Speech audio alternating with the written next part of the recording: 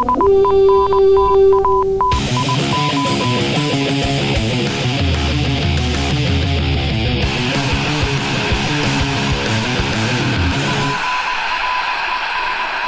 to Norse Code, the #1 podcast for your Minnesota Vikings. I am your host and designated seat filler, Dusty O'Connell. Joining me this week, as per usual, is our in-house analyst and blogger extraordinaire and just all-around useful human and I guess today board game enthusiast, Arif Hassan. How you doing, Arif? What do you mean today? I'm always a board game enthusiast. Board games for life. I mean, just specifically today because you were literally playing them right up until showtime. Well, and well past, actually, the beginning of showtime, so... I mean, for us, like, 20 minutes is like, fine. Half an hour is fine. We've all gotten into this with kind of the expectation that the start time is just sort of like a suggestion. That's true. That's true. We've let ourselves get delayed from time to time. Every now and then. Although, looking back on it, I'm very proud that we have had to miss basically no episodes this season, other than the week we purposefully took off to foist upon all of you our Christmas tape, which is a delight and a festival of long, meandering outtakes that reveal that we all watch too much television. People say they like our banter, so certainly they must like a show filled exclusively with banter. That is only banter that reveals just how much of a dad James Pogachnik already is, even though his kid just turned 3. I loved the ASAP flat screen bit. Yeah, right. It was pretty classic, and it's so true. ASAP anyone, he's probably part of the crew, and if not, he will be soon. But yeah, thanks to everybody who downloaded our banter spectacular, and to all those who have contributed to the show in the past and will do so in the future. Thank you as well. It is because of your dedicated contributions that we are able to rededicate ourselves to the Minnesota Vikings each and every week. Although now we are, I guess, approaching the off season, but not just yet, because we made the playoffs. Hooray! Made the playoffs. Look at us go. We've clinched. It's been a while since we could say that. It's locked in. And we clinched a spot before the Broncos did. When does that ever happen? I mean, not recently, but... Not in the last... I mean, like, I think the last time we clinched 2009, weren't the Broncos bad? Bad?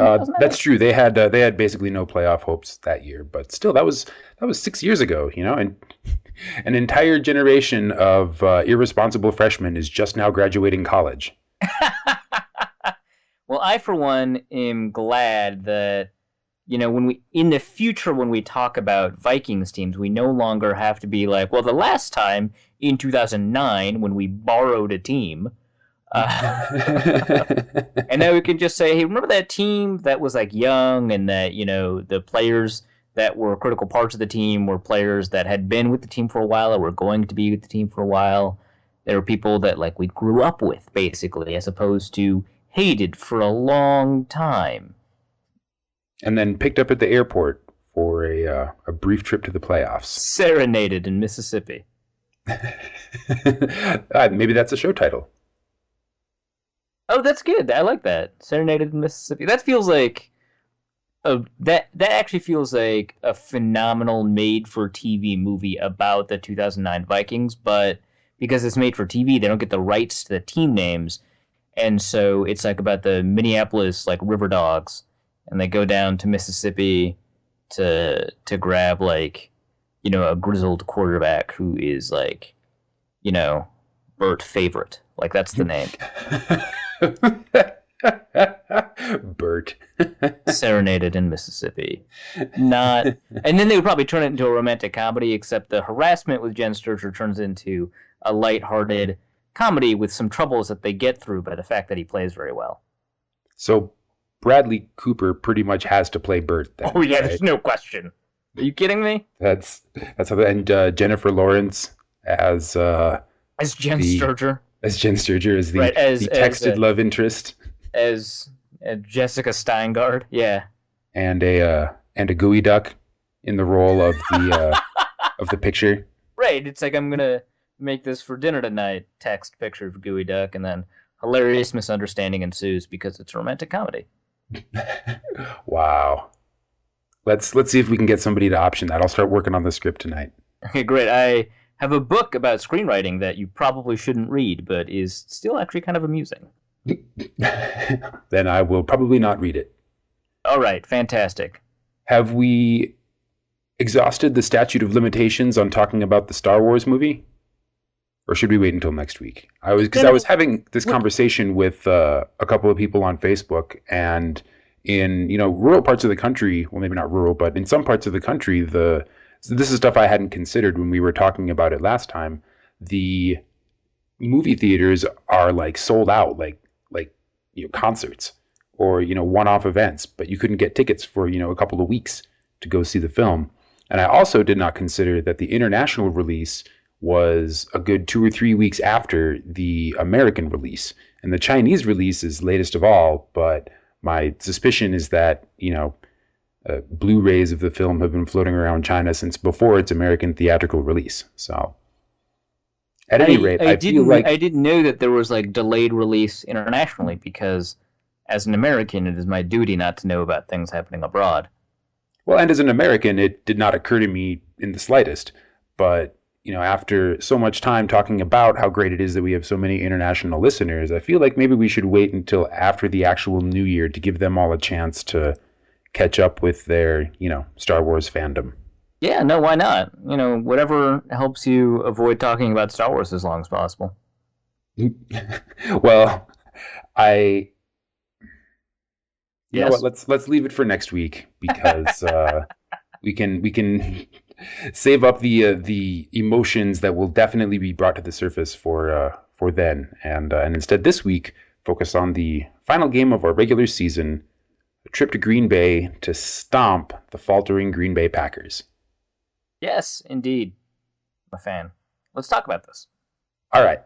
First of all, a question comes in from Rob Siegel at Dakota Rob on the Twitter.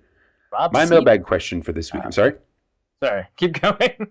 My mailbag question for this week: do we actually want to win this game with the prize of Seattle just to get a home game? Yes, absolutely. I've talked about this a couple of times with a couple of people on radio and on Andy's podcast, but I'll reiterate the point. I think that the advantage that home field provides is significantly more important than the disadvantage of playing a perceptively weak, Washington team that's been playing pretty well recently, or a perceptively strong Seattle team that's played well recently, but maybe isn't quite the team that they were a year ago or 2 years ago. And there's a couple of reasons for this. First, it is difficult to get a swing of 8 to 12 percentage points in win probability. So home teams win about 56 to 58% of the time in the NFL. And so when you move from 56% chance or 57% chance of winning to 43% chance of winning, I mean, that's a huge swing, right? The determination of your opponent in the playoffs, the difference between, I think, the Seahawks and the Redskins is probably pretty big, but I would argue that the win probability difference between the two on a neutral field or whatever is probably not as big as 12 percentage points. And so just from, just from a pure win probability perspective, I think that it's kind of overthinking, and it's, I don't want to say disrespecting, Washington, because I'm fine disrespecting the hell out of that team. But more just it doesn't really take into account the fact that Washington has this really good pass rush. They've got, their passing game kind of figured out with Jordan Reed and sort of Deshaun Jackson and Pierre Garçon and Kirk Cousins, of course. I think Washington has been helped a little bit by luck, but I think that there's they've put together some good enough performances that you don't want necessarily play them away. They in particular have a very, very good home record and a bad away record, while Seattle is kind of the opposite. Seattle, I think, is 4-4 or something on the road, and so you take all of this into account, and I think that the difference is not 12 percentage points between the two. And in that case, you want to play at home. The second thing I'd want to add is that it just feels good. I mean, what's sport about if it's not about feeling good? And I think it just feels good to have revenge on the Seahawks for what was maybe the most embarrassing game of the season. Like, I know the loss to the Packers like felt bad because, like, for a lot of Vikings fans, our neighbors are Packers fans. There's a strong history between the Vikings and the Packers that's like, full of hatred. James lives with the enemy. There's all of that, right? And even internationally, like, I know people that are Vikings fans that they just hate the Packers because it's part of adopting the sports culture. So I get that, but I think the Seahawks loss was worse and more embarrassing because the Vikings were just about to hit it big, and they just got curb stomped, and it was so bad that like Fox switched the game. So you get to take revenge for that game. You get to win the division against the Packers, so there is a little bit of like karmic whatever against the Packers. But asserting yourself at the top of the NFC North, I think for the first time in a long time with what looks to be a sustainable team. The last time that happened was like 2004. Obviously, that team didn't really sustain that level of success, but the core pieces were competitive for a while.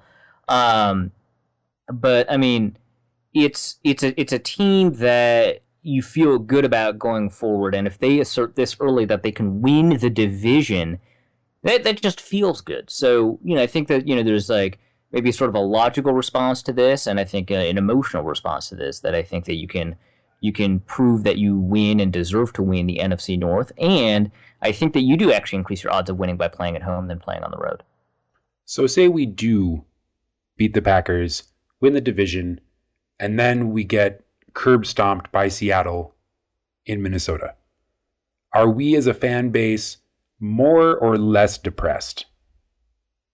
If you win the NFC North, so I think that you're still less depressed because I mean it means, so I think that if you win the wild card round and go into the wild card game, that's just a crapshoot, right? That's like some level of the Giants. That's like some level of the Ravens. Maybe you can make it, right, from the wild card round. But if you win the division, it just feels like a more sustainable kind of win, and it tells you the quality of the team, and that you can beat, a team like the Packers. So if you get curb stomped by Seattle, yeah, that sucks, but I think that there's not a sense of, like, we don't belong here. Whereas, even if you beat Washington, do you belong here? And you beat Washington, right? Like, the whole point of wanting to play Washington is that they're perceptive weak. So now what? You beat them.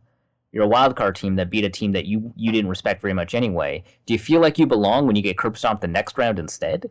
Like, yeah, you get further in the playoffs, but you're going to need to beat a team like Seattle anyway. So I think that you're less depressed. Well, and that's kind of my reasoning as well. The Vikings are still long shots to win the Super Bowl, even to get to the Super Bowl.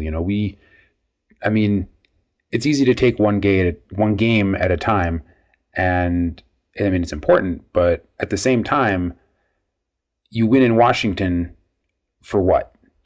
Because there's still all the teams that you respect more waiting for you.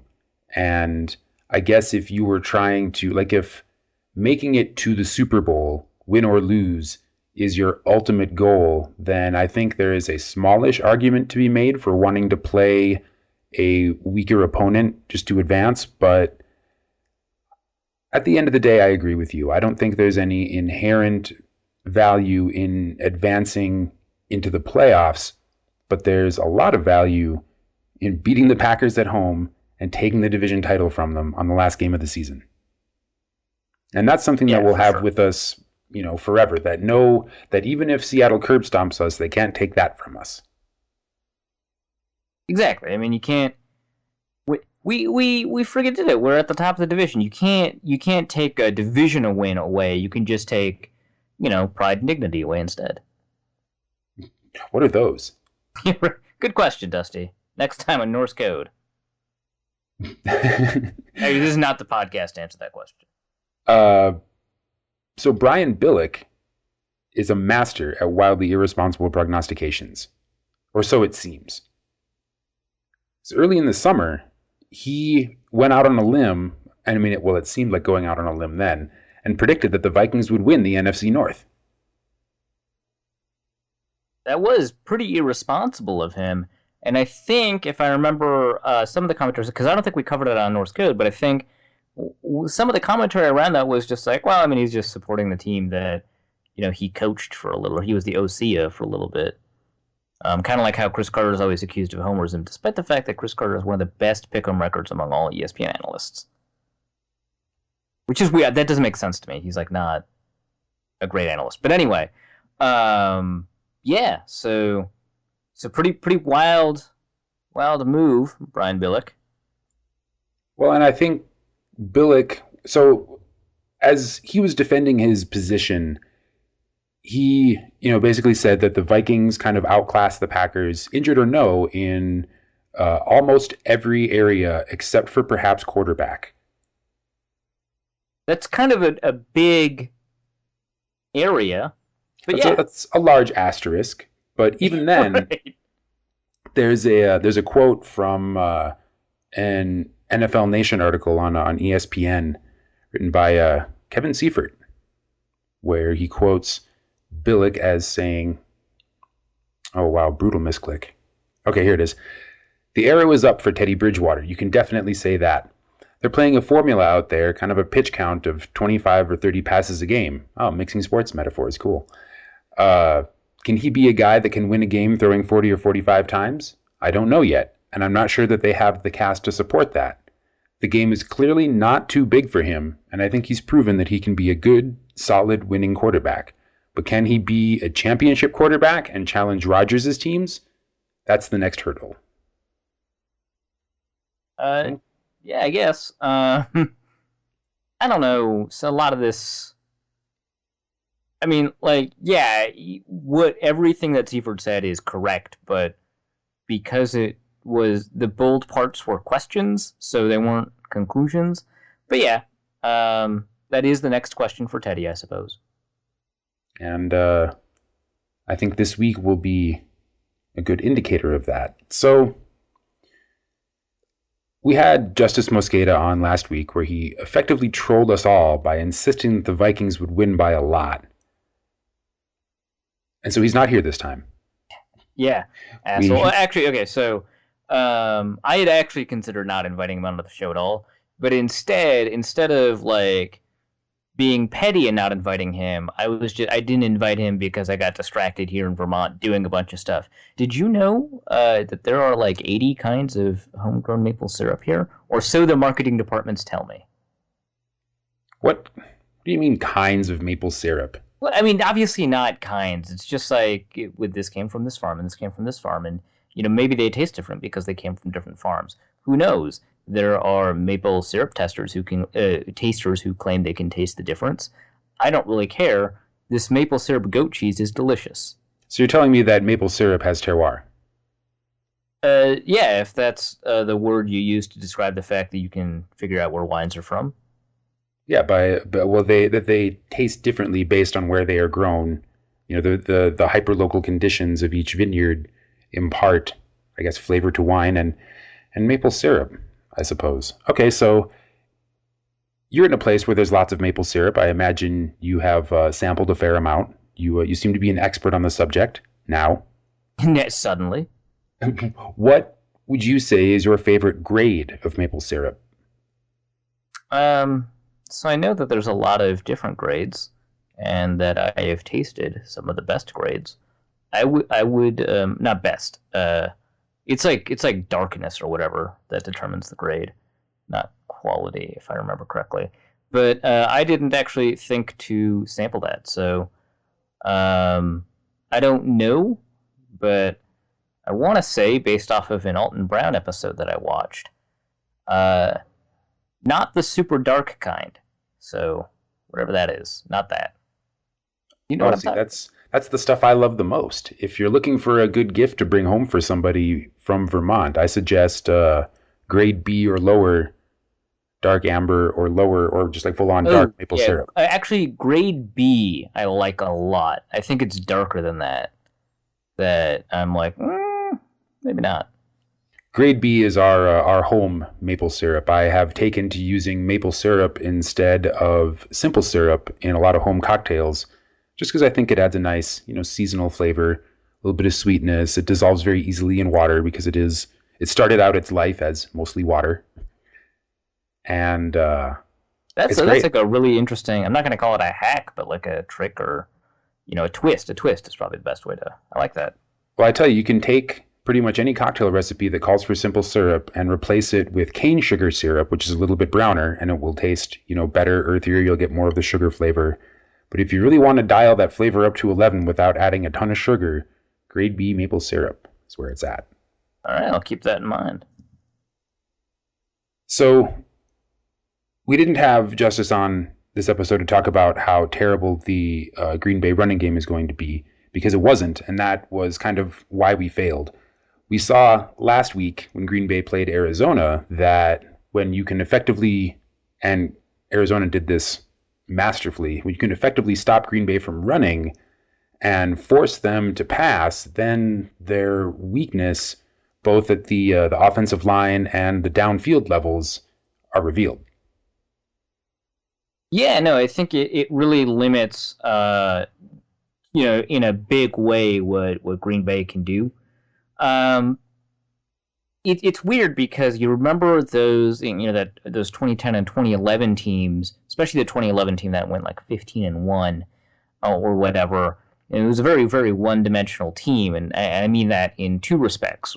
First is that they did not have a good running attack. I believe they had like a running back by committee thing. And they just had a really bad defense. So they only could, win through offense. They could only win through a passing offense. And so you go all the way to 2015, and the receivers are worse, but I mean they have ostensibly better running backs, plural, and an ostensibly better defense. And when you make them one-dimensional, they're bad. And so, which is like, it's kind of nuts, but of course, that's because the one dimension that was so stunning in 2011, probably one of the better quarterback seasons of all time, just can't do it again. And so you take the running game away, and that a pass is coming, or that you can guess, or you can hazard a guess that a pass is coming because the running game's not going to do much damage to you anyway if you guess wrong. Then you can start putting a lot of pressure on Aaron Rodgers immediately. It exposes the fact that the receivers can't really get open without help, which is why probably the Packers started resorting to not like the bottom of their bag of tricks or anything like that, but started resorting to stuff that they're not used to in order to try and generate advantages that they couldn't take advantage of. It's they couldn't get much movement on the ground, which exposed the fact that their offensive line was not only bad but injured, so therefore worse. And the Arizona pass rush, which has kind of struggled all season, which is why they're the most blitz happy team in the league, was able to get to Aaron Rodgers. I think Dwight Freeney had 3 sacks. I think he fulfilled the rest of his sack bonus in his contract. I think he reached the ceiling of it, which I think is a total of $1 million. So thank you, Aaron. You get a fruit basket. It was it did a lot in terms of exposing what the Green Bay offense can do. Well, and I bring it up to indicate that I'm looking at the latest injury reports for both the Vikings and the Packers here. Adrian Peterson and Linval Joseph did not participate in practice for the Vikings. For the Packers, David Bakhtiari, Mike Daniels, Jaron Elliott, Mike Neal, Justin Perillo, and BJ Raji did not participate. And pretty much the rest of their starting line on both sides was in limited participation. Yeah, it's been a bad time. I'll say that. If you on the offensive line, Sitton, Lindsley, Lang, and Bulaga all had limited participation. On the defensive line, Raji, Daniels, Neal are all out. Bakhtiari in the offensive line is out. Lacey also limited participation. Sam Shields also limited participation. It's a really, really injured setup, and also nickel corner Hayward is also injured. He's a limited participation. So it's a huge injury report, and it's going to be a big one in terms of figuring out what the Packers are going to look like. And also, one key thing is that, BJ Raji did not participate. His backup, someone we're familiar with, Latroy Guion, also limited participation. So it's messy everywhere. When Latroy Guns and Money Guion is unavailable. Is that his new nickname now? I just decided that it was. Well, it's a good one, I think, because it does more to describe how I want to remember him than anything else. It's the easiest and most notable thing to. I mean, it's no sex boat, but it's close. It's no running through the ochre patch.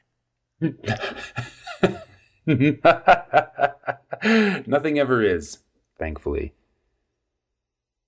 So, as goes the run, so goes the game. How limited will Eddie Cartoons Lacey's participation be in the game? Because we both recall how badly he stomped us, just like all the Vikings, in our last meeting. Well, yeah, and I think Eddie Lacy versus the Vikings. I don't have the numbers up in front of me. Has been particularly damaging. Part of it is that Robert Blanton decided to turn into a cape. But at other times, it's just been like he's been able to roly poly tumble through the defensive line and the linebackers. It's big. A rib injury is not like super easy to just overcome, but very often, it's just sort of a pain tolerance thing. Who knows? Because Eddie Lacy has kind of struggled all year, and then he kind of turned it on during the Vikings game, actually.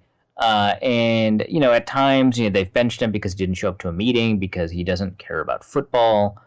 That's not a hot take, by the way. We mentioned this on the show a couple of times. Like, he is stated that he kind of just does not care about football or anything. It's very sad. He likes cartoons. He does like cartoons. It's kind of it.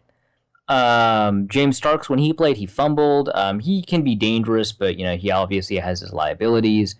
And I don't see Eddie Lacy being as particularly destructive or threatening as he was last time, in part because of all these injuries on the offensive line, and in part because with 15 games of information, it seems much more like his good play is more of the outlier than his bad play, and I think we're more likely, even though it's at home, and even if he had a completely healthy offensive line in front of him, I think it's just more likely we're going to see a guy who's struggling a little bit, especially because you've got some hard hitters back on defense, especially sort of the big three.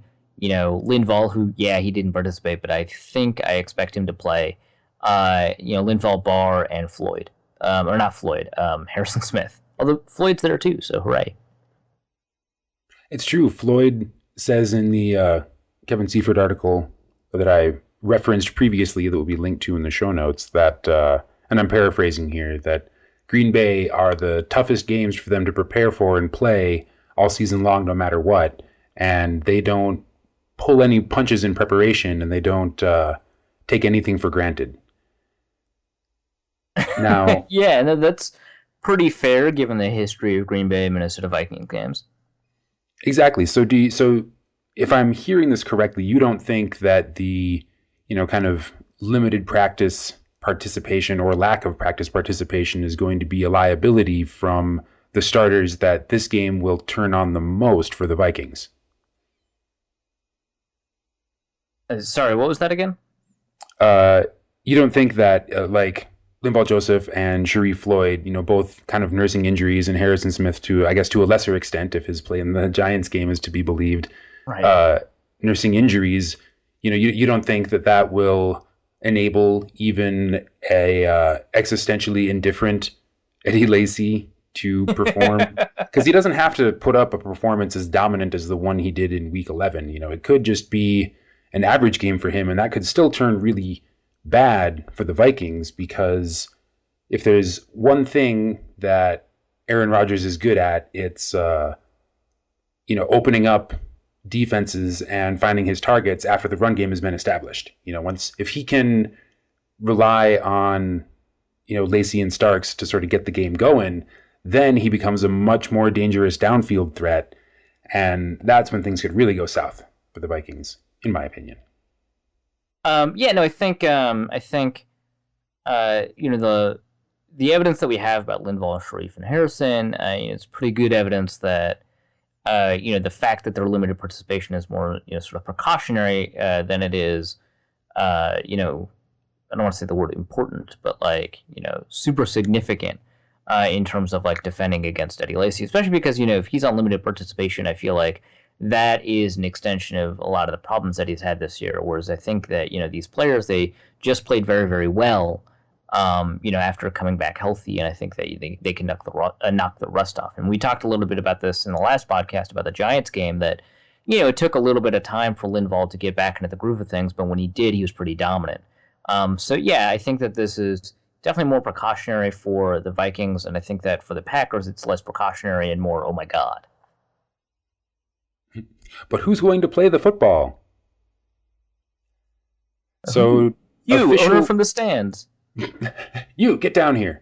Dreams come true. So official Norse Code question asker Tommy Gunn writes in with the first of several questions. If Adrian Peterson sets the single game rushing record on Sunday, how bad would the Peterson versus Teddy controversy get? Is there still that much of a controversy? I think so. I think that they're still they just operate differently, and the way that they operate doesn't seem to mesh well. Are we still upset that Adrian Peterson can't or won't play out of the pistol? Yeah, I think so, because I think that it limits, what the Vikings can do. And it's weird because I thought the pistol would be, and maybe it's not that he can't or won't, it's that Norv won't, or whatever. It feels like the pistol is kind of the solution to the multitude of problems, because, and not only that, the pistol opens up so many things. It allows you to do, package plays, allows you to do read option stuff, allows you to do pop passes, whatever, right? But anyway, I think so, just because I think that, Peterson is good, but the way that he's good is somewhat inconsistent, and that's not entirely a super sustainable way for an offense to run itself. Obviously, it's been working sort of this year, but I think that the drop off to play from Peterson to McKinnon, while sort of significant and relevant, is not as important as the fact that you're broadcasting to everyone that you're almost always passing in shotgun and almost always running under center, unless you're doing relatively bad play action that kind of screws with Teddy's footwork. I think that controversy remains alive. Do you think that the Vikings will suffer any kind of penalty from playing the kind of, cards on the table formations that they've been playing so far this season? Because, we line up in the I formation on first down, and Adrian Peterson runs for anywhere between 3 and 4 yards. And then the next 2 downs are something more of a question mark. But that first down is, as soon as you see that formation, defenses know how to adjust. And, do you think that the amount of injury and weakness on the Green Bay side is going to kind of enable us to do that? Is that going to allow Norv to continue Norving it up for another game while we score points? I would say I think regardless of the injury, I think the Vikings are advantaged, in part because it feels like in the past 2 games, Norv has not only adapted but kind of innovated and added in some new things, and I think that the injuries kind of accelerate or sort of emphasize the advantages that they have. So I think that, Norv, as much as we've been complaining about him this offseason, and I just complained about him, I think that, for the most part, actually, he's been an asset these last 2 games, and the way that he is an asset will continue because, he did some good stuff in the Giants game. We went over that in the last podcast, and I think that he can continue to build off of that by putting McKinnon in good spots, by shortening the drops to make it, better for Teddy and the offensive line and the receivers and stuff like that. So I think regardless, the Vikings have a bit of an advantage, but I think that the injuries kind of accelerate that, especially because some of the good things that Norv has done include stuff with Jerick McKinnon. When you've got those issues all along the defensive line, it really helps, the fact that McKinnon is getting, more touches over the last 2 or 3 games, because you can run it right at, the person who's replacing the person who's replacing, BJ Raji, right? You can run it right at the person who's replacing Mike Neal, because I think that would be Jaron Elliott, and he's also injured. So I'm not too worried about the problems that Norv has had over the course of the year, because I think that the last 3 games have been really, really good from his perspective.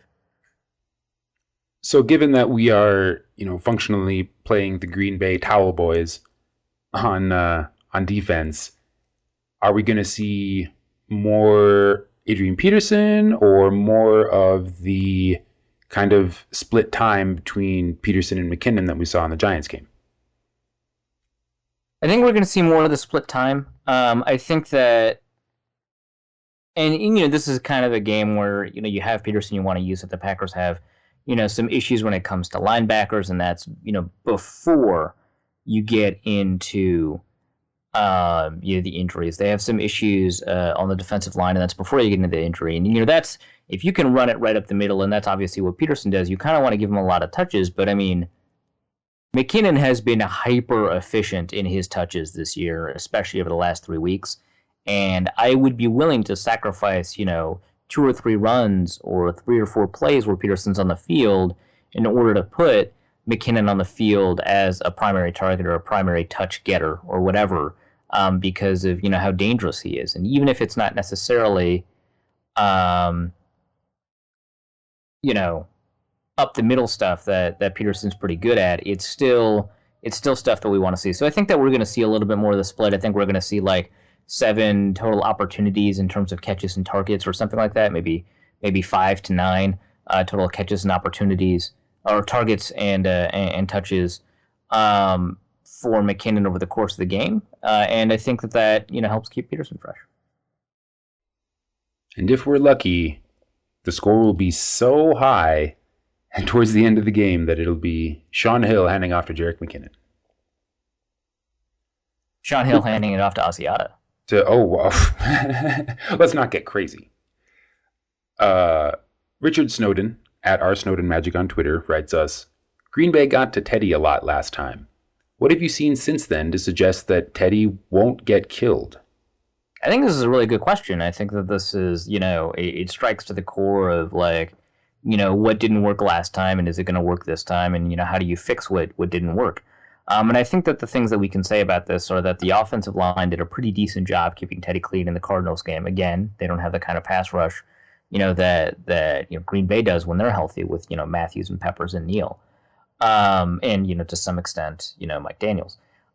So I think that that's something that you want to take into consideration. But they did do a pretty good job, even though I think the total sack and hit totals were not great against the Giants. That was mostly on Khalil and to some extent Clemmings.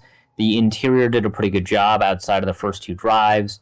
But I think all of those things play a role, that the offensive line has just played better as of late. But also that I think that the play calling has taken into account sort of the limitations of the offensive line, the limitations of Teddy, and the limitations of the receivers. And that play calling allows Teddy to get rid of the ball quicker, and avoid some of the problems that come with these longer drops. Teddy has been getting rid of the ball a little bit faster, and it's not just the play calling or the drops. It's also, I think that his release has tightened up a little bit, just like it did at the end of last year. And all of those things I think contribute to the fact that this is going to help. Beyond that, there 2 of their 4 really, really good pass rushers, or 2 of the 4 people that do the most in terms of getting to the quarterback, Daniels and Neal, they're injured. And I do not believe that was the case in either of the games for either of them in the game. And that's pretty relevant too. I think that that's all going to help. And I think also one of the backups, a pass rusher, Nick Perry, he's injured, but he's full participation. Like, who knows if that's going to affect anything. He's probably going to play, but overall, they're more injured, the Vikings are more adaptive, and the Vikings are doing a better job of avoiding the problems of pressure. And also, hey, if you want to look into sort of, small sample recent events, Adrian Peterson was not too bad in pass protection for the last 2 games. So, like, maybe, that's like a thing. It'd be great if it was. Holy cow. I mean, he's probably not, but hey, it's there. Official question asker Tommy Gunn writes again, why does Pretty Boy Matthews seem to have great games against the Vikings? And can he be stopped this week? Well, I think it's because he's good. Like, I don't think there's like a deeper thing. Like, yeah, you could say something about like how because he's used to playing the Vikings, or he studies film a lot, or because it's a division game and he's up for it or whatever, that he's more effective against the Vikings. But I mean, the Vikings have had not a great offensive line for a lot of Matthews' tenure. Like, obviously, in 2012 and to some extent 2013, it wasn't quite the case. But for the most part, the offensive line has been bad, or quarterbacks have been really bad about responding to pressure. Christian Ponder, I think, is a good example. Joe Webb is another example. To a slightly lesser degree, Matt Castle and Donovan McNabb are good examples. And so it makes pass rushers look a little bit better. I mean, remember when everyone thought Chandler Jones had arrived as an elite edge defender because he was able to go up against Matt Kalil in week 2 last year? He won Defensive Player of the Week, and then since then, I'm not saying he's been a bad player, but he certainly hasn't reached that level of play. A lot of people got pretty close to winning the Defensive Player of the Week award against Matt Kalil last year. So I think that's pretty good evidence that it's not necessarily the fact that Clay Matthews gets up for Vikings games, but rather that the Vikings were bad. And so in this case, they may be able to stop him in part because I think he's less effective from the inside linebacker role than he is from the outside linebacker role. A lot of people have been talking about how good he is as an inside linebacker and how this is further evidence of his eliteness. That's not really the case to me. Obviously he's a good blitzer from the inside, but he's just a good rusher from the outside. He's a better rusher from the outside. And his best plays this year, and his best plays last year when he played the inside linebacker position, were all from outside. And so to say, his transition to the inside linebacker position has been smooth, I think is incorrect. So I think that is also a confluence of factors that, will make it more likely that the Vikings will be able to weather the kind of storm that Clay Matthews put together. On the other hand, Julius Peppers is up against TJ Clemmings, and that scares the shit out of me. I guess there really isn't much more to say about that than that. Huh. Julius Peppers is likely to have a pretty good game.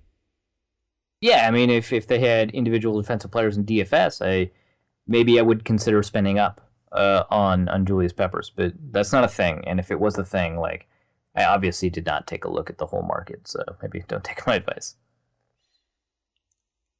John at 44 Foreman writes us, does Zimmer think that Lacey is a bigger key to the game than Rodgers? And if so, will we see more slanting line run stunts and linebacker fire looks instead of double A gap pass looks?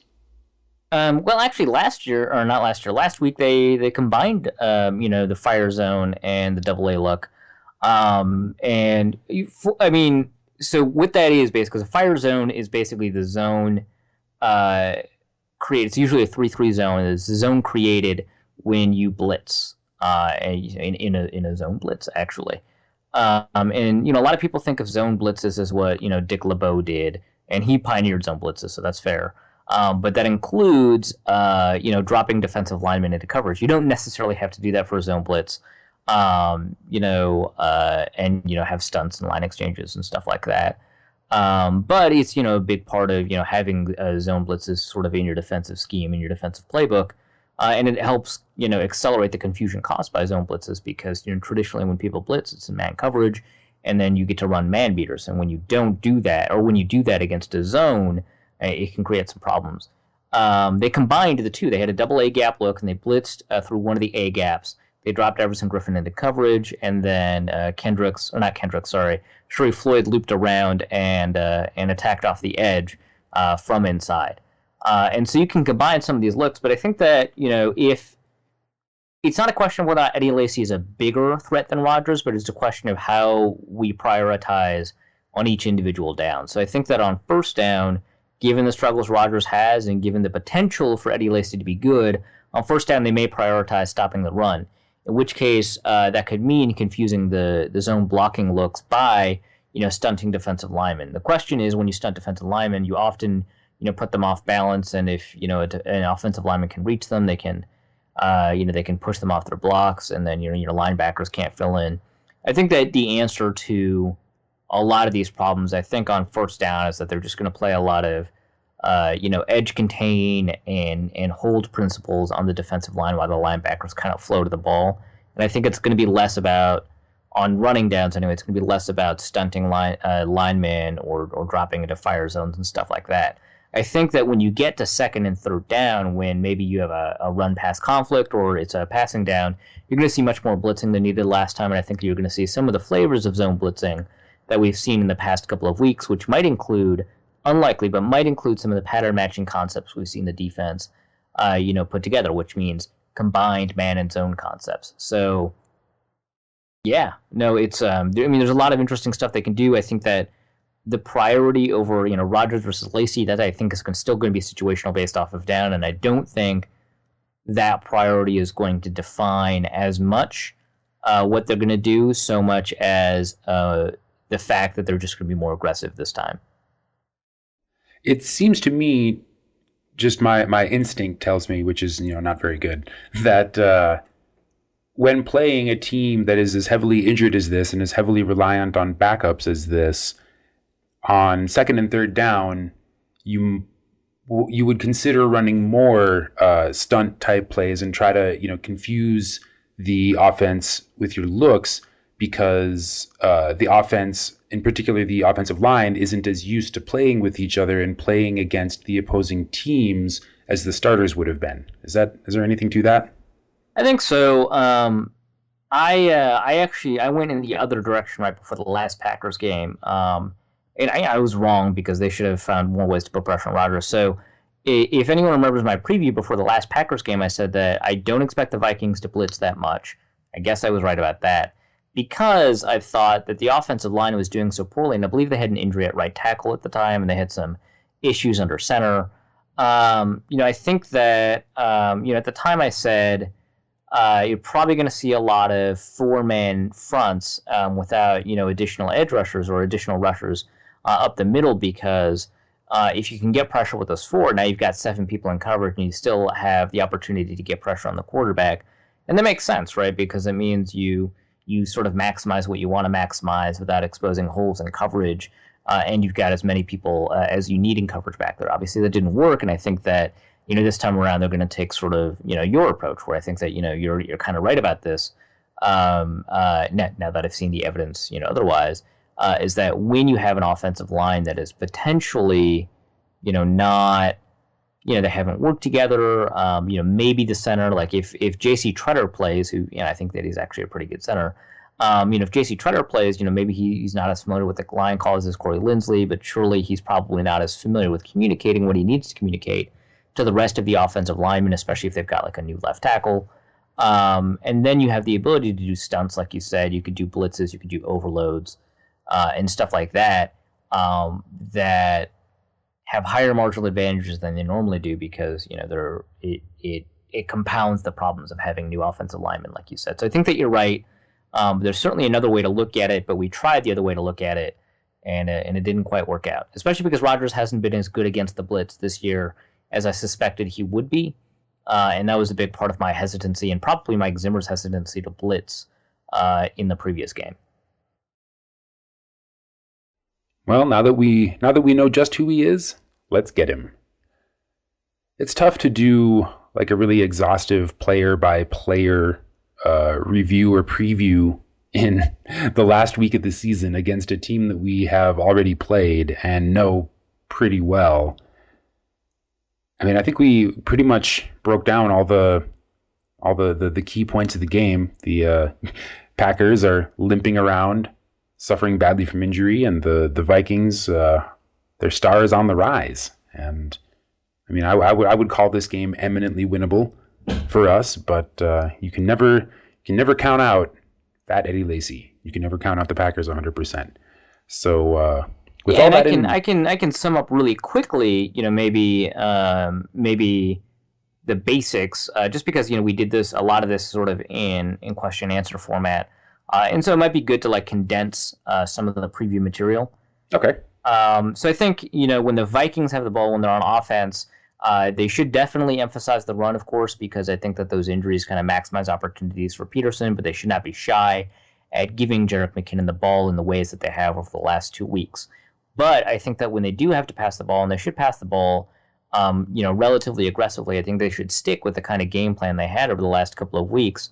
Not necessarily because of anything we see from the Packers, although they are weak across the middle, and this game plan is pretty good at exploiting stuff across the middle. But continue with 3-step drops and 5-step drops in order to minimize the issues along the offensive line. This will also allow the Vikings to take advantage of the fact that Jake Ryan is not as great in coverage as some of their past linebackers have been, which includes actually in A.J. Hawk, who wasn't very good but was still better than Jake Ryan. Clay Matthews in coverage is still kind of an issue, especially up the seam, so we're probably going to see a little bit of Kyle Rudolph. But for the most part, a short passing game to minimize problems while accelerating what Teddy is good at. Defensively, I think that we're going to see maybe more strict discipline stuff on first down, and then we're going to see really aggressive and mixed stuff on second and third down, just so that they can take advantage of the weaknesses along the offensive line. Receiver matchups we didn't talk a lot about, but with the problems that they have with Devontae Adams and the problems that Randall Cobb has had when he's played outside of the slot, I think they're going to keep Xavier Rhodes on one side of the field, Terrence Newman on the other side of the field, and keep footwork pretty familiar for both of them, because there's no reason to follow anybody. And I think that they'll do a pretty good job locking those receivers down, and even if they don't, Devontae Adams can't catch a ball to save his life. So they'll be pretty good. Harrison Smith is probably going to be roaming around the field a lot. He'll probably be blitzing too. It's going to be fun to see. And Linval, Joseph, Free Floyd, Anthony Barr, and Harrison Smith are also going to play pretty big roles when it comes to limiting the running opportunities for the Packers, forcing them to pass in obvious situations and taking advantage of those obvious situations. So that, I think, is kind of a condensed version of what I think the Vikings should do and, what I think the Vikings may end up doing. Well, then now it's time for a score prediction. All right. The over-under per Vegas Insider, I looked at it this morning, is 46 by consensus. Green Bay is a 3-point favorite, projecting a 24.5 to 21.5 victory. All right. For Green Bay. I predict a much lower scoring game. I think both teams will struggle to generate much offense. Yeah, I can see that. I just feel like I just feel like fluky shit might happen in a way that increases the amount of points. And that's because it's like a divisional game. It's because I think that, the Vikings aren't away from the turnover bug yet. The Packers are probably not away from the turnover bug yet.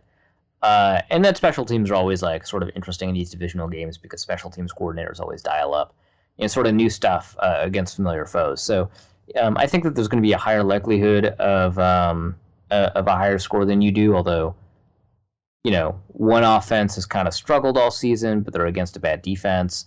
That's the Vikings against the Green Bay defense. Maybe that defense gets better with health. And one offense has kind of struggled, but for the most part should fundamentally be good, but is up against a very good defense. That's Green Bay offense versus the Vikings defense. So I can see why we think that they're not going to score that much.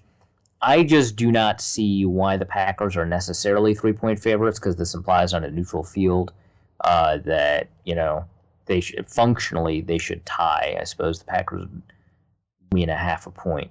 And that just doesn't feel right to me. And maybe that's, hubris. Maybe that's recency bias. The Packers have been walloped in the last couple of games, especially the most recent game. The Vikings have done pretty well the last couple of games, especially the most recent game. So maybe I'm a little bit too caught up in the most recent past and not taking into account the larger sample. But it just seems to me like the Vikings are a better team, and so they should win more often than not. So I predict a 30-28 game in favor of the Vikings. Because Arif believes in momentum. No, because the things that no, we explicitly saw not that. The things that we saw are indicative of the things that we will see because they point to sustainable changes in play, like injuries, like Aaron Rodgers is playing under pressure all year. Like the Vikings changing in their play calling. That's not momentum. That's a change in approach that has produced results. Excuse me. Excuse me. All right. I think the Vikings will win, but it will be a less fluky. Well, it'll probably still be a fluky affair, but maybe a more frustrating one for fans of both teams. I predict a 20-17 Minnesota win. Fair enough.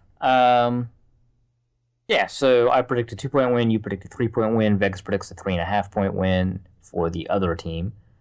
Vegas assumes that the market will predict blank blank. It should be. I mean, yeah, it should be a fun game. It should be a really fucking interesting game, is what it should be. You heard it here first. Well, maybe you didn't.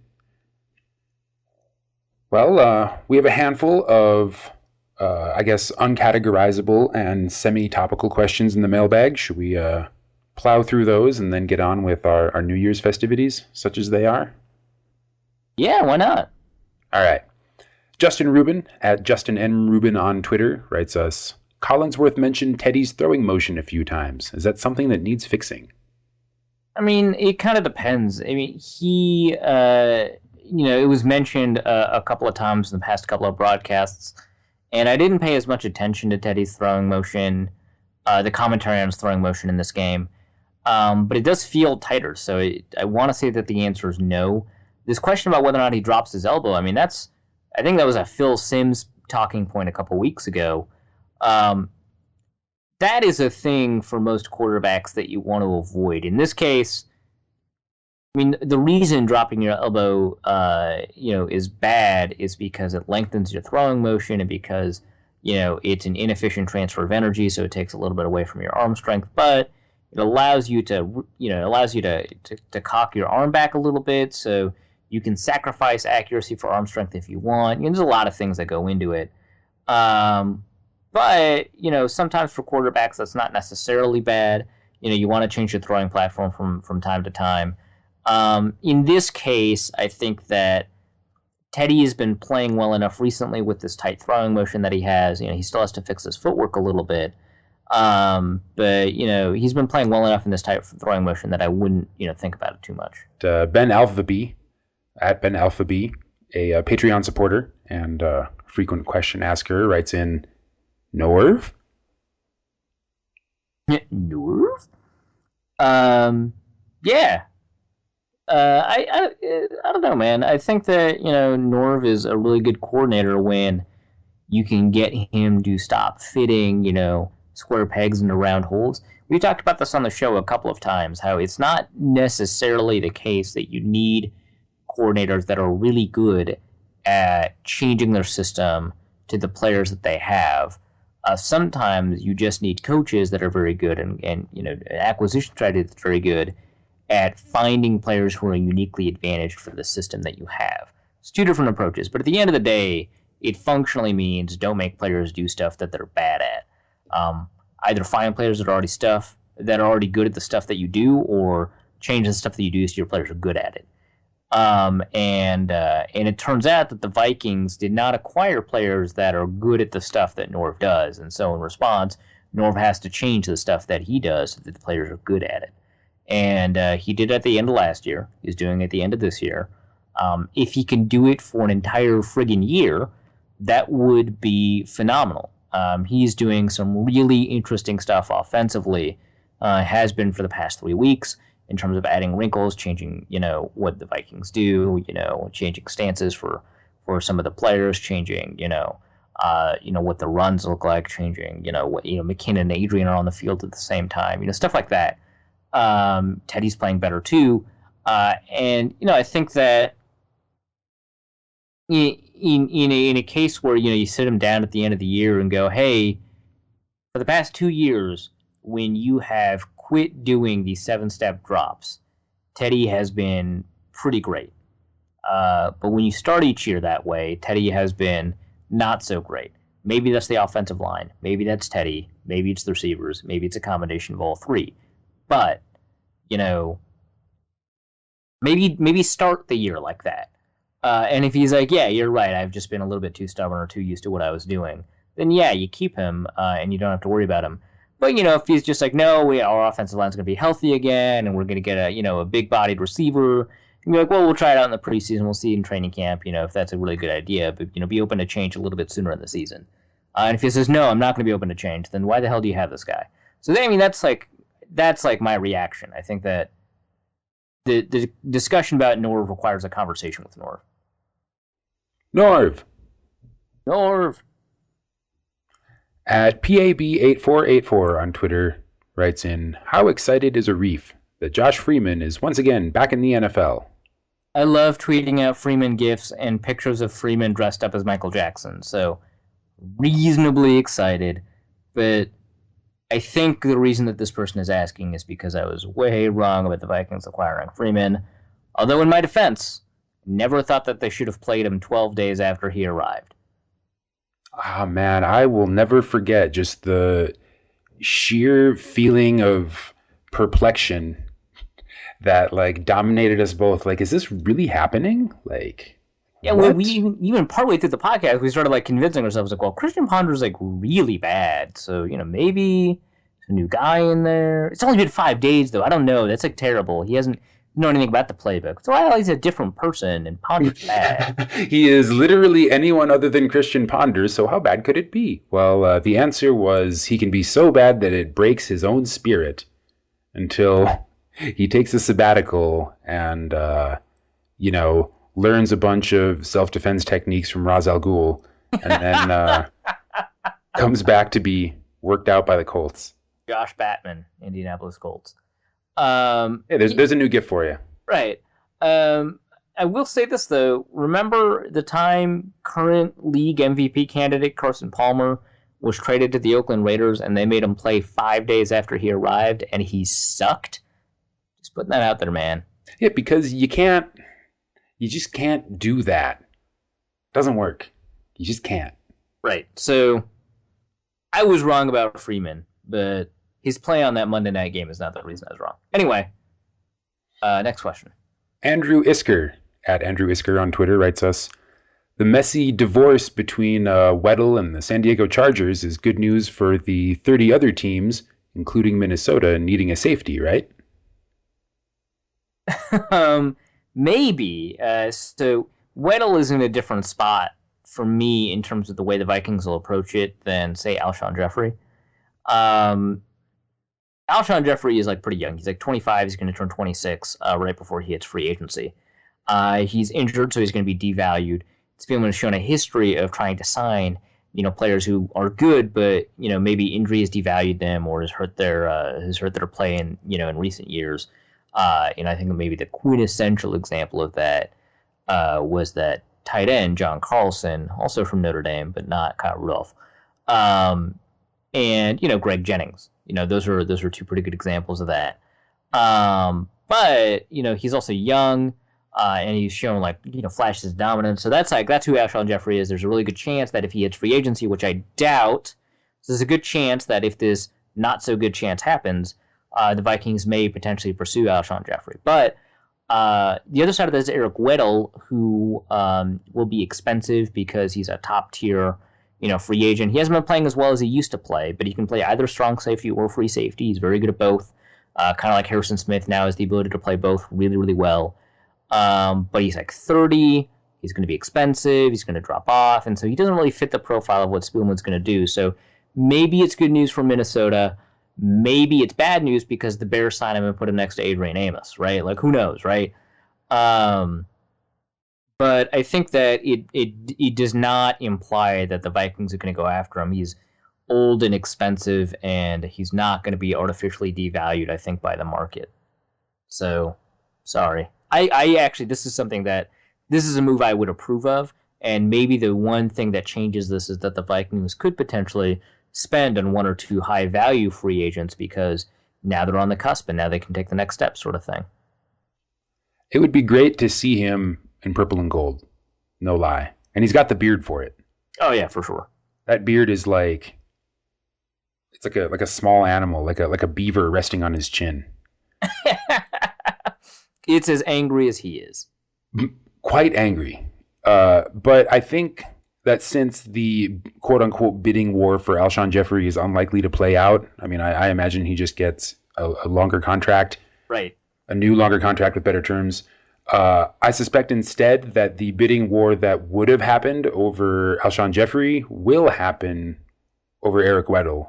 And I'm not convinced that, like you, like the Vikings front office is willing to engage that, even though they could, and it might be good.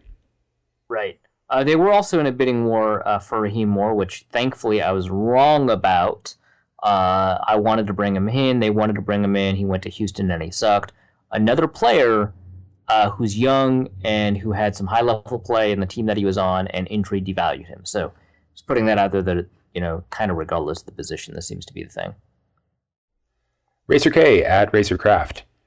The Star Tribune reports that Chad Greenway wants to come back in 2016. Arif's thoughts. People ask this because they assume I just hate Chad Greenway. If they listened to the Christmas tape, they would know that the exact opposite is true. So these are my thoughts on Chad Greenway saying he wants to come back. That's great. I love him. And he is a really great presence to have on the team. It is entirely dependent, like it is every year, on what it costs the Vikings. We know that it costs one roster spot. Depends on how valuable that roster spot is. We don't know what it costs in terms of cap hit. We don't know what it costs in terms of, how we change our draft priorities. I assume it won't because he's old. But if the idea is to bring him back next year, and remember, he's playing the best football that he's played in the last 4 or 5 years. But I don't expect him to continue that level of play. But if you bring him back next year for exactly the cap hit that he had this year, which I believe was like $5.75 million, that's pretty high. It's not as high as when he took up a $5 million cap hit like 6 years ago because there's more cap room, so it's a smaller percentage of the cap. But it's still really high for an outside linebacker, and that I would disapprove of. I think that he could play a really important role as a very, very situational, like, goal line or third and short kind of linebacker, or just, a depth player at the will linebacker position, for $1 million or veterans minimum or something. That I'm totally fine with. And I think that would be actually a good move by the Vikings because, they don't have a ton of linebacker depth after trading away Gerald Hodges. But if the Vikings intend to, if they have a lot of faith in Brandon Watts, if they think that Edmund Robinson is growing, and if they intend to take another linebacker in the draft, I think there's a ton of room for Chad. And so that's the roster spot question. So, yeah, those are my thoughts, and I think that he can be valuable to the team. My issue with Chad is just, how many snaps that he took, as a starter versus his level of play, and the amount of cap space that he took versus his level of play. So if both of those things are resolved, then you can have all the benefits of having Chad Greenway, having a really smart dude, having a great leader, having someone who has the ability to teach both technique and scheme to people, and being an ambassador to the team, whatever value that's worth, without having the disadvantages, like he's taking up a lot of cap space, or he's taking snaps away from people who could potentially play better than him, or he's taking opportunities away from the Vikings for searching for other linebackers who could play better than him. If those 3 disadvantages are resolved, then yeah, bring him back. Brett Kreis at Sergeant Awesome 1EA, who, side note, before the season told me on Facebook that he did not think there was any way that the Vikings would win more than 6 games this season. Oh, I remember this. I just wanted to take a quick victory lap around that extremely poor prognostication. But he writes in with a question. Is Joe Flacco elite? Well, now that the Pro Football Talk commenter account sucks, I suppose that we have to answer this question. Nope. Sorry. Can't be elite if you're injured. He's not high in the elite meter. No. Tommy Gunn writes us, best whiskey for your money. Oh, man. I was going to ask my girlfriend this question right before the show because I saw this question, and she is, way better at answering this question than me because, she drinks whiskey. I don't drink a lot of it. And the whiskey I do buy, I intend to use for cooking, so we don't tend to get, very high-value whiskey, but we also don't get crappy whiskey. So I can tell you right now, not Wild Turkey. That is an excellent answer. But I don't know. Does Kirkland make a whiskey? Because their vodka is incredibly good value for money. You could just barrel age the vodka. Well, yeah, you could do that, or you could buy whiskey. Come on, man. That's not the question. Well, but that would probably be the best whiskey for your money is barrel-aged Kirkland vodka. So what do you cook with? I don't remember. I have it at home. I don't remember. My girlfriend approves of it as a cooking whiskey because it's not wasting a really valuable whiskey, but it's also not screwing up your cooking by putting crappy whiskey in. So It's not Old Kentucky Gentleman? it is not Old Kentucky Gentleman. And it's also, she doesn't like, what's the one sealed with the wax? Maker's Mark. Yeah, she's not a huge fan of Maker's Mark. Yeah, it's overpriced. Yeah, well, so yeah, that's also another answer, not Maker's Mark. But I mean, you should have a pretty good answer to this. I mean, you're a bartender. I am a beverage professional. Yes, Beverage professional. a drinking enthusiast, mixologist, beverage professional, bartender, whatever you want to call it. I have 3 answers, and it all depends on how much money you have. No, that's the best kind of answer to this kind of question. The under $20 price point, Jim Beam is good, but if you really want to be a spendthrift and you don't mind your friends making the occasional old lady joke, Seagram 7 is surprisingly drinkable. Yeah, that is definitely open to old lady jokes. Yes, and especially in the upper Midwest, you're going to get a lot of hassled about, your Canadian grandmother coming over and drinking a 7 and 7.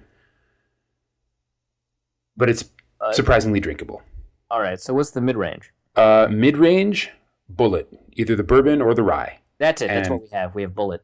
Yeah, Bullet is our house whiskey here at Casa del Dusty. We always have a big bottle of Bullet rye and frequently a bottle of the bourbon as well. Yeah.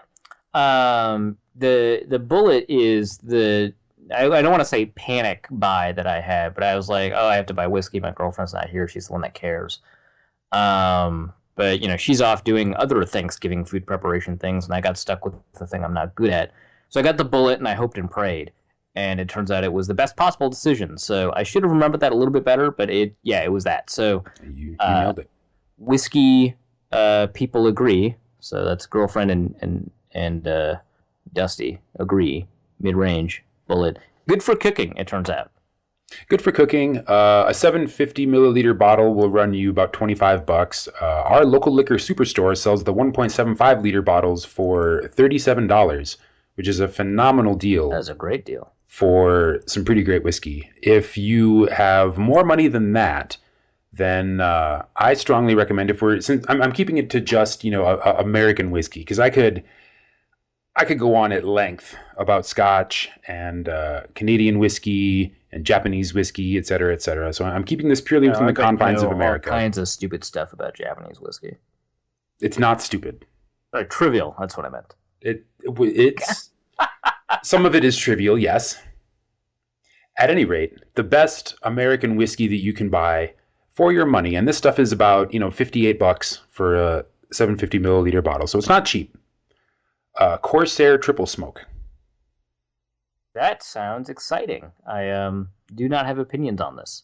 It has an excellent bottle, very kind of like punk, like Operation Ivy style label, just very simple black and white label, cool bottle, nothing super fancy, just very classic. It'll look good on the shelf, and the flavors inside are fantastic. It's smokier than any of the other whiskeys that I have listed, but it's not like oppressively Scotch smoky. It's like matchstick smoky, kind of like light. Doesn't stick to your palate very much. It's not like the kind of greasy campfire smoke of like a Lafroig Scotch, or the heavy, like overpowering smokiness of like a Yamazaki 18-year aged. But Corsair Triple Smoke, extremely complex flavor, easily drinkable, neat with just a little bit of ice. If you spend $60 on a 750 milliliter bottle of whiskey, please do not mix it with Coke. You can make cocktails out of it. That's fine. If you really must have a Corsair Manhattan or a Corsair Old Fashioned, that is allowed. But that's strictly better than a Bullet Old Fashioned, right? No. Really? I would say is it no. because like the complexity of the flavors and the smoke like muddles things up and it confuses the flavors of the actual cocktail? Uh, it's like taking a like an acoustic guitar, composition, like a quartet composition, Mm-hmm. and replacing the acoustic guitar with an electric one because electric ones are louder and more expensive. That feels like not the way that you characterize this very good expensive whiskey, but I understand what you're saying. But you know what I'm saying? It just doesn't fit in with the rest of the ingredients of the cocktail. I got you. A more standard tasting whiskey, one that is not as complex or as delicious, will play better with your bitters and your sugar and your muddled orange and cherry than something that is meant to be sipped and savored and enjoyed like the Corsair. Okay, well that makes sense. But you still can, just don't mix it with Coke. This has been your bartender public service announcement. What if I just put high fructose corn syrup directly into the bottle of whiskey? I guess you could do that, but then you would have Fireball.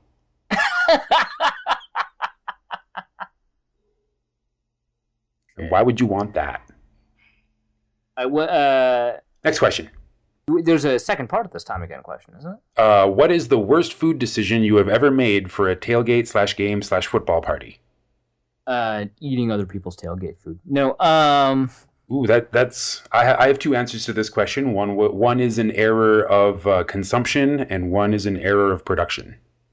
I'm trying to think actually because most of the I actually don't eat that much tailgate food. I eat like game food at home.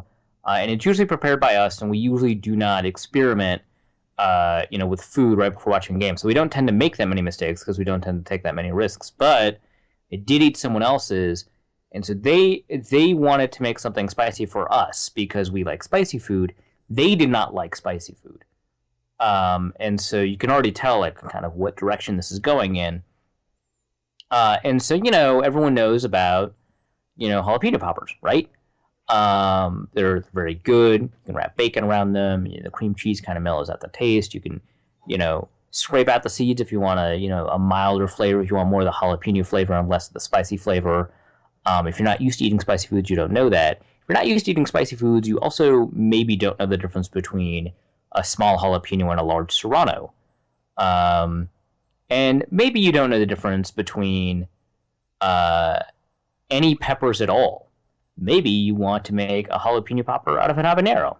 Oh no! That thought flashed in my mind, and I was like, no, that can't be real. Well, I mean, it's just like you go to the grocery store, you're shopping for a friend who likes spicy food, and the grocery store is like, what's a super spicy pepper? An habanero. And they do look pretty cool. Like they're the most attractive peppers. Yeah. And they violate a lot of rules about peppers, which is, sort of smaller and pointier the hotter, which super generic rule. Don't always use it. But yeah, I mean, they look beautiful. I mean, like them and Scotch bonnets look phenomenal. Also, don't eat a Scotch bonnet unless you already have not paid attention to this advice. But yeah, so it was a cream cheese popper with an habanero. No, that sucked. It sucked more. That's no. It sucked more because they ran out of cream cheese and mixed it with sour cream, and that does not do as good a job cutting out the spice. It was just everything was weird and bad and painful and awful. That is a horrifying experience. That person would be banned from bringing food to parties. This person was banned from hosting, so a responsible decision. Yeah. So you said you had an error of consumption and error of production story. Okay. Error of consumption was a Super Bowl party. I believe it was Super Bowl 2008. No. Oh, earlier than that. 2007. Okay. I don't remember who played or who won because during the pre-game revelry, I foolishly ingested a cannabis-infused cookie of questionable provenance. It was somebody's first time making cannabis butter, and they made cookies out of them. And so in Colorado, where we have legal cannabis, there's a pretty robust edibles market. You don't And say. nearly every edible cannabis product that you purchase has a warning on it that says, take a very small dose first and wait like hours, like a couple of hours to see how it affects you because it, comes up slow. Right. People are so good at heeding these warnings that now they are frequently posted in the dispensary next to the case of edibles. Right. Like, please be careful. Take a small dose. You are not a hero. You will end up like Maureen Dowd, actually, Oh, columnist for wow. the New York Times, and it's a fantastic article if you ever get a chance to read it. She accidentally overdosed, well, quote unquote overdosed, but took Right. an Right. uncomfortable dose of edible cannabis, and it paralyzed her and sent her to another planet. That's incredible. That sounds a lot like my friend Salvia's story. Didn't paralyze him. Definitely sent him to another planet. Well, that's what the cookie did to me during the Super Bowl party. I was functionally catatonic for the game, the halftime rock band playing, the rest of the game, and into the night where I had to be woken up long after everyone else had left because the hosts wanted to go to bed and they just wanted to let me sleep it off. Well, I mean, I suppose that part was gracious of them. I suppose the first part where they put you in the coma was maybe Well, not. it wasn't the host that made the cookies. It Oh, was one of the other attendees. They just brought a plate of these cookies, and I ate a whole one and then missed the Super Bowl. So that is my that's incredible. Okay, that is my error of consumption, that's my error that's of that's production. phenomenal. Okay, One time I tried to make a spinach salad for and just spinach, okay. walnuts, some crumbled cheese. How do you screw that up? I dressed it before I brought it to the party. Oh, and so it got like gassy and wilty. Oh, it got so wilty. It looked so good right before I put the dressing in before I left the house. And, just brain fart or whatever. I wasn't thinking. Dress the salad, take it, approximately an hour where it is opened. Oh Jesus! Yeah, and it looked like cooked spinach. It looked like a Right. mush of cooked spinach sitting in so much water that the dressing was unrecognizable. There was like little bits of like cheese and walnuts like floating on top. It was horrible.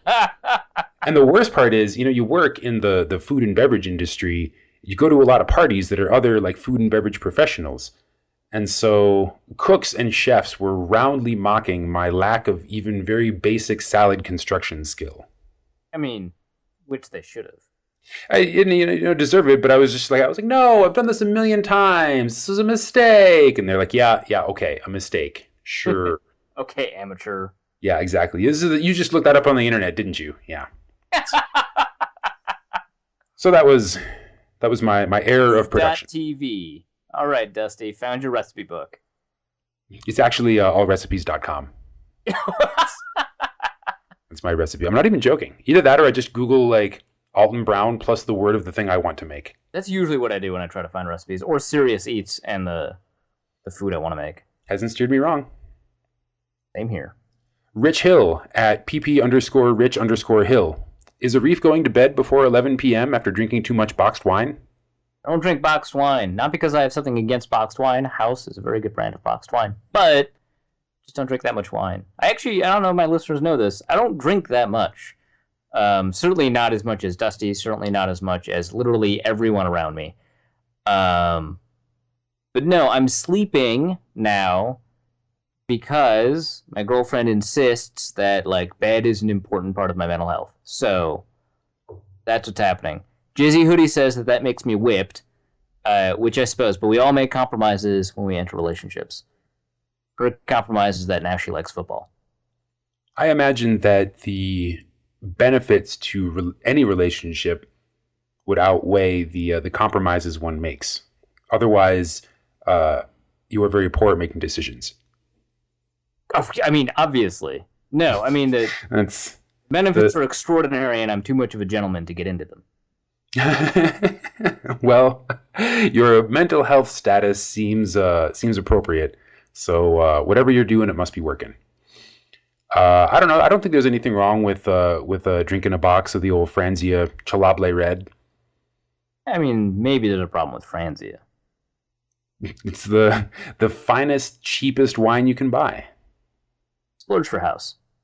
But then you get, I mean, all right, fine. The Bada box is another good option if you must drink box wine. But yeah, no, it's funny to me to watch you get all these alcohol related questions, because you're really not like, I mean, you're not a what's the phrase? A teetotaler?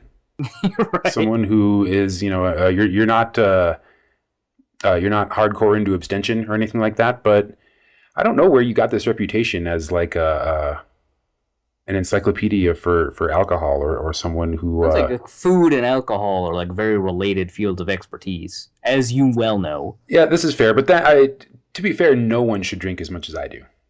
Right. It is, or as much as like my brother does. it's true. We take it perhaps a little too far. Yeah, no kidding. But yeah, I didn't drink at all for a long time, but not because I have like this moral objection, but because it's not because you wanted to be a moral narcissist or anything. Right. Otherwise, I would like announce it to everybody, and because all my friends drink, I would then have no friends. But is there a doctor on this plane? I abstain from alcohol.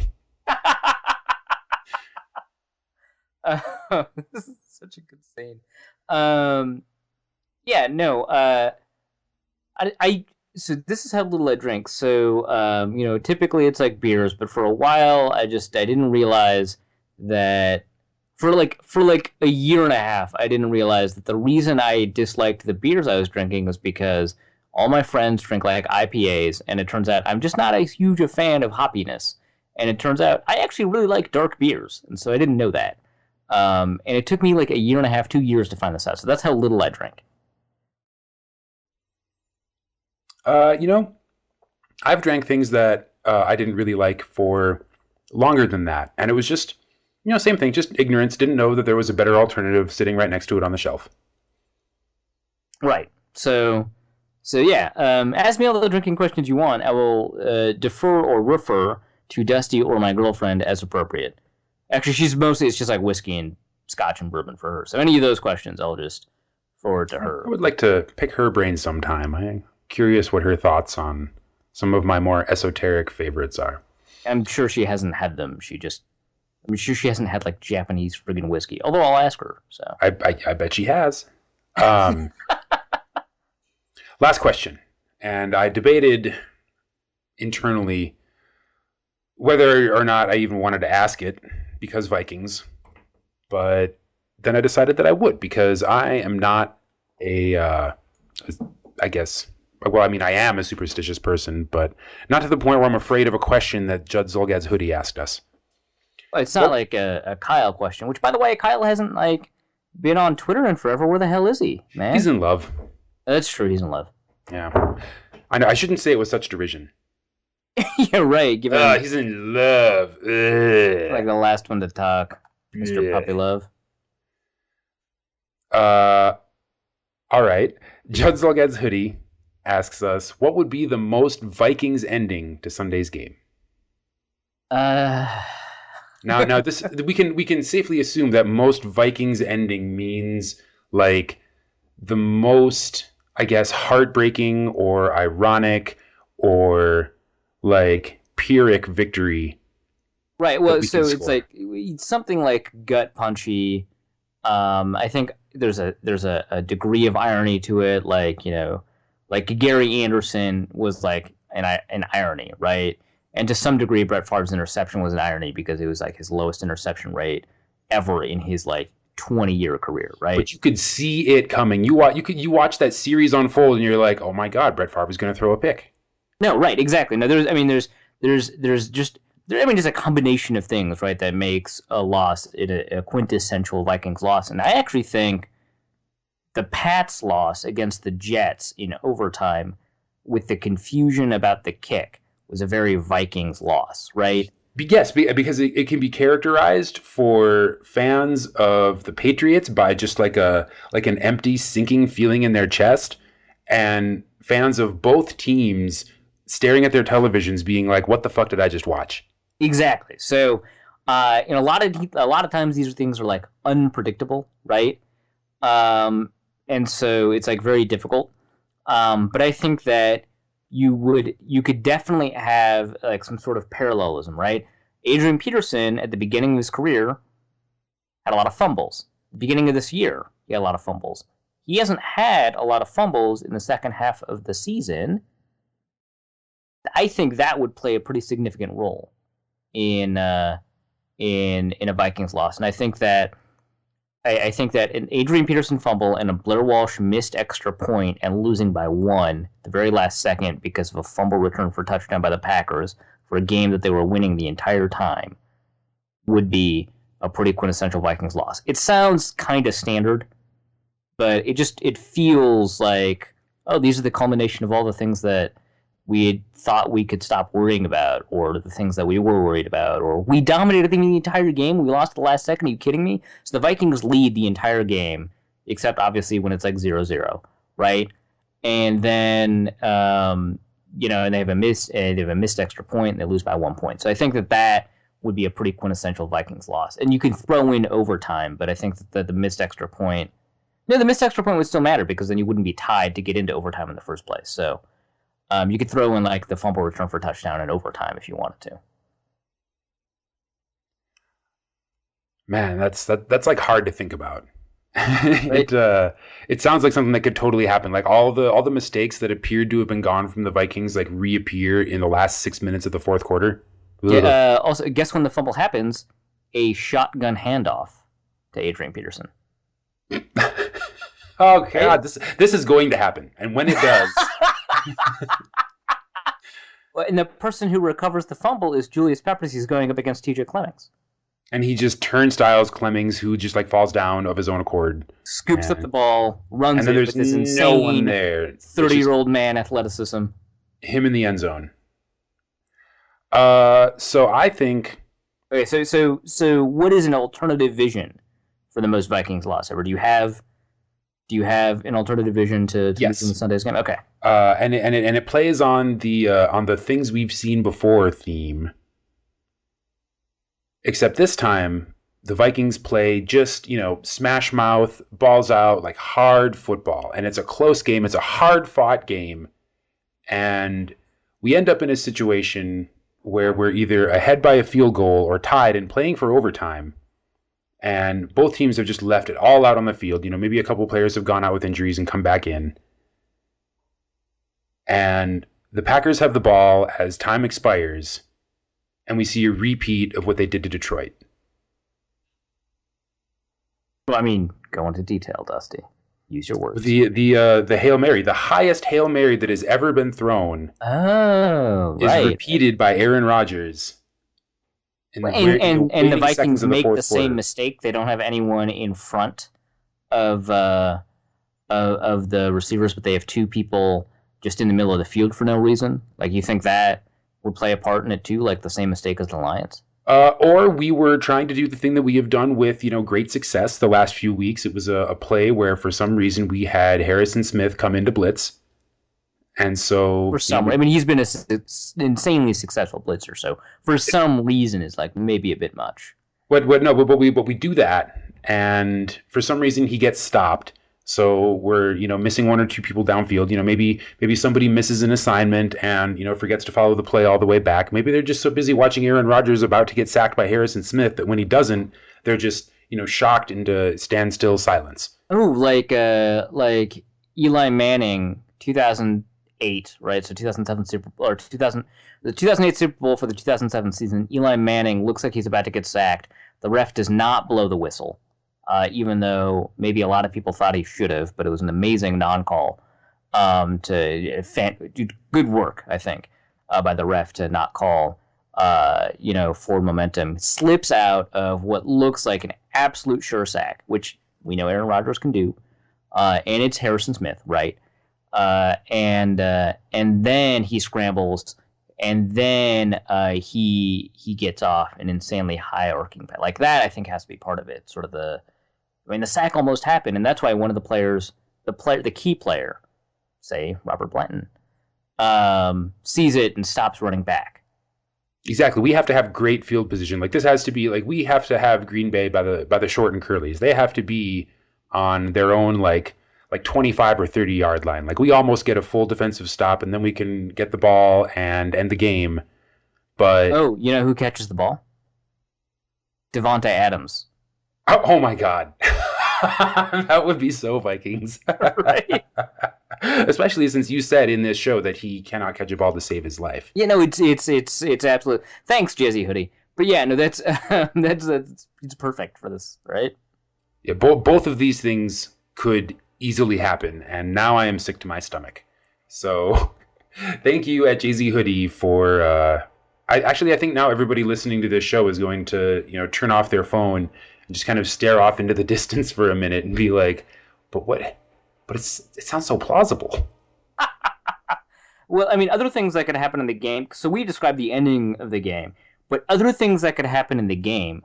Well, the question does specifically refer to the ending, right? But I'm just like, because like part of the ending, like you said, is this like sense of foreboding that goes into it, and there are other things that could happen in the game. Like, let's say, for example, Mason Crosby gets injured, right? Or no. Actually, let's turn this around. Tim Mashley, the punter, gets injured. So Mason Crosby has to be the one who punts, right? And it turns out he's a better punter than Tim Mashley, like in this game, right? Let's say he turns out to be a better punter than Tim Mashley. It also means that Randall Cobb, who's the backup holder, I believe, holds the ball on extra points and field goals. The Vikings don't think about this, and they execute a phenomenal 2-point conversion fake. That would be part of this kind of game, right? They injure someone, which in theory should benefit you, but it ends up hurting you because the person that replaced him is unusually better, at least for this game, and it creates a new opportunity for the guy who replaces him to do a trick play that you didn't take into account. That's a total Vikings thing. Yeah, I mean, I would give that one marks on the sense that it shares that sense of foreboding that accompanies it just happens in the middle of the game, and that extremely adds to Vikings things. Well, yeah. But I don't know. I always associate the true misery of being a Vikings fan with bizarre things that happen at the end of games. Especially okay, how about this? Instead of Julius Peppers recovering the fumble for a touchdown, it's LaTroy Guion. That would be the most Vikings thing to ever happen in any game. Yeah. Okay. So we figured it out. Done. Bow. Perfect answer. Well, when that happens, be sure to tweet your rage and transferred sense of, causation and correlation to at @ArifHassan NFL. No, this is Jay-Z Hoodie's fault. Don't you put this evil on me. You're the one that suggested it. This is honestly why I didn't want to answer the question. He just extracted my creative juices. That's what he did. It's not my fault. Well, make sure you include at Jay-Z Hoodie in your tweet. But yeah, make sure you tweet at Arif at @ArifHassanNFL. You can include me on the tweet as well. I am at Dusty O'Connell. May as well throw the whole show under the bus and include at Norse Code DN, the official Twitter account of Norse Code. And what the heck? You just add Big Mono. Yeah, add Big Mono. Our producer James can get in on the fun. Check out our Facebook page, facebook.com/Daily Norseman. We post links to new episodes and occasional other content of interest there. Check out our website, norsecodepodcast.com. I forgot to mention at the top of the show, but as you probably know, you can donate to the show either one time via PayPal or become a recurring sponsor, as 11 of our most awesome listeners have done. Give us any amount over the course of the year and help us keep our servers humming and our studios evolving so that we can bring you funnier, more interesting, better sounding, and eventually much more depressing episodes of Norse Code. DailyNorseman.com is the SB Nation blog that kind of spurred us on to create this show, and they were kind enough to host us for a while. We still post all our episodes there. Make sure you check them out for all of your Minnesota Vikings analysis and community needs. You can hit us up on iTunes, Stitcher, Google Play Music, will be hosting our podcast soon once they unveil their podcast directory.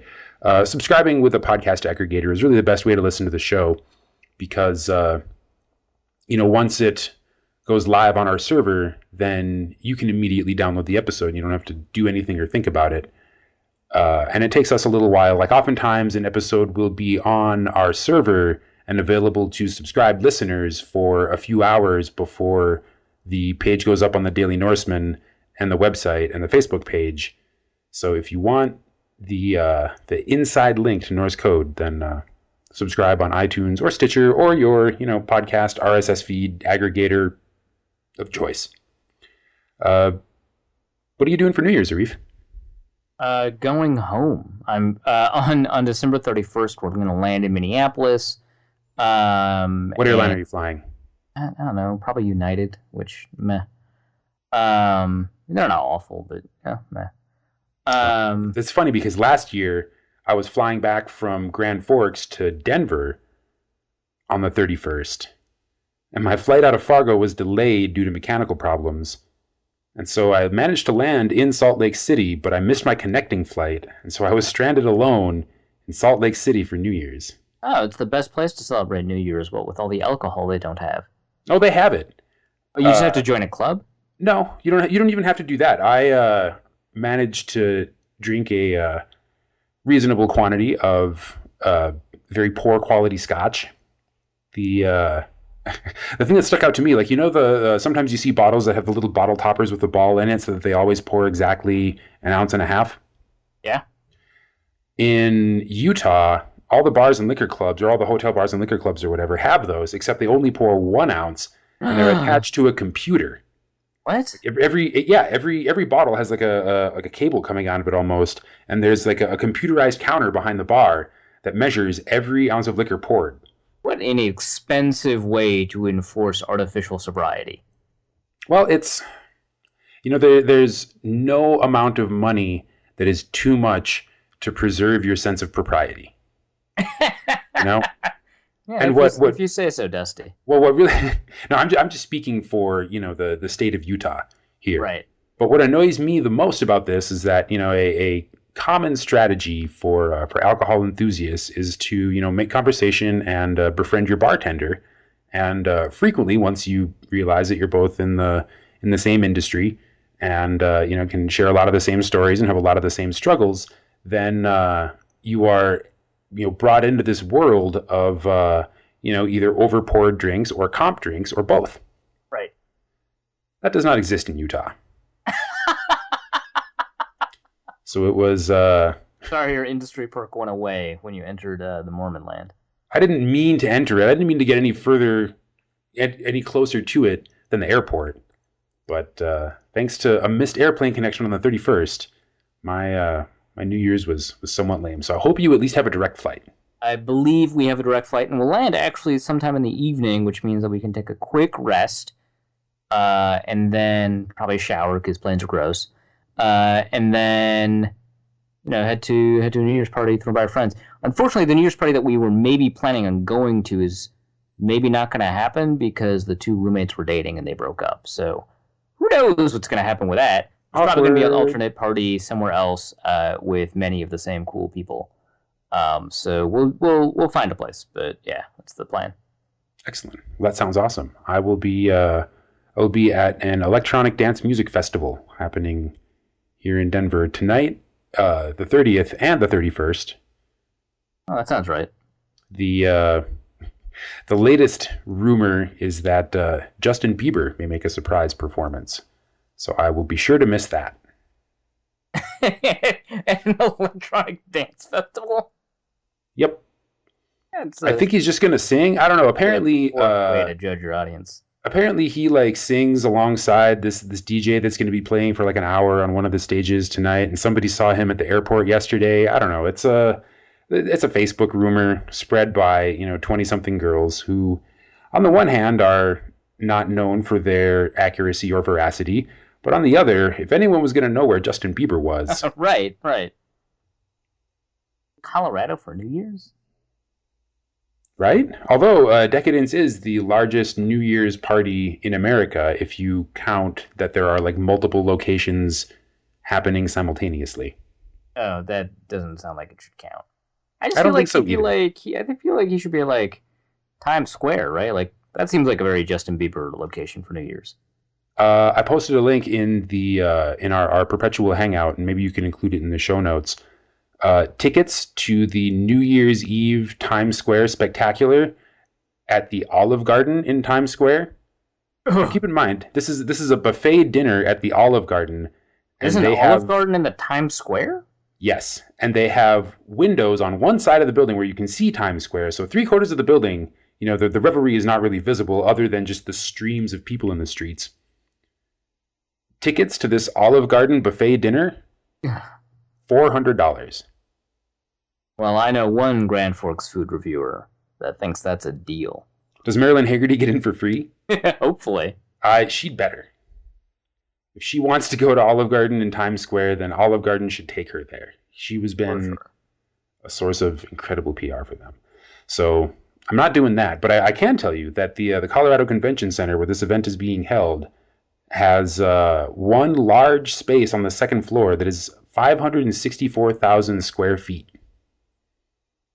Oh my gosh. Yes. 3 stages, probably 20 performers. Should be a silly time. I'm excited. Hooray!